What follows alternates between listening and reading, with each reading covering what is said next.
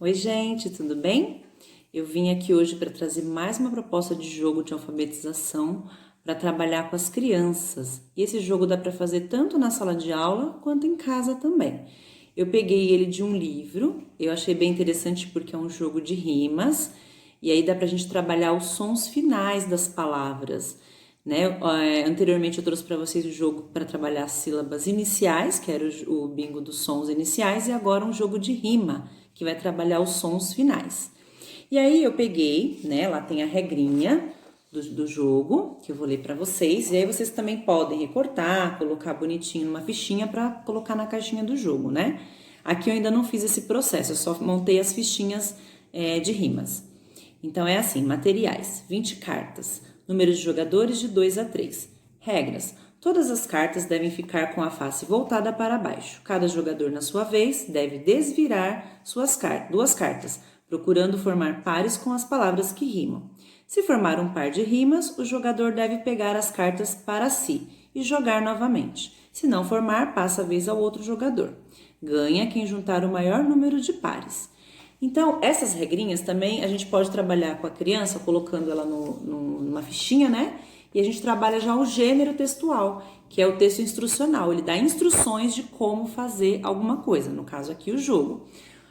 Podemos ter textos instrucionais ensinando a fazer uma receita, ensinando a montar um móvel, alguma outra coisa, e aí a criança vai aprendendo que esse gênero também está no nosso dia a dia em outros contextos, né? Ensinando sempre a fazer alguma coisa. Então, esse é o objetivo do gênero textual de texto instrucional.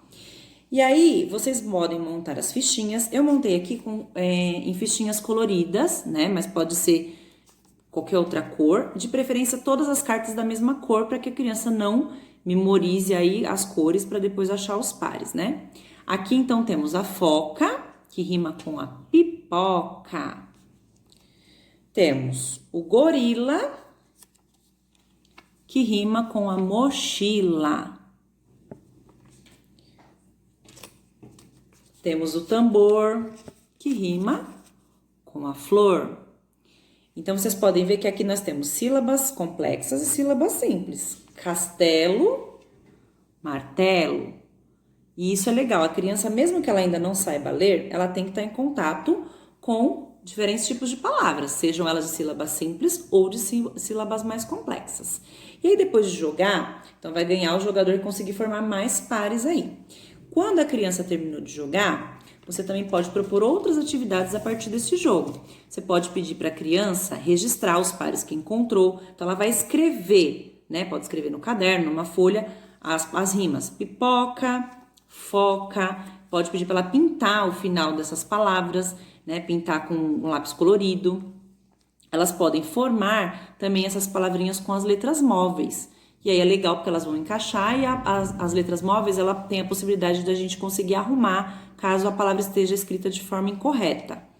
Dá para fazer isso também. E essas palavras podem brincar com essas palavras durante vários dias, né? E aí trabalhar, porque a rima ela pode ser trabalhada em textos como poemas, cantigas, parlendas, mas também nos jogos, né? Onde a gente vai trazer para as crianças a rima já pronta.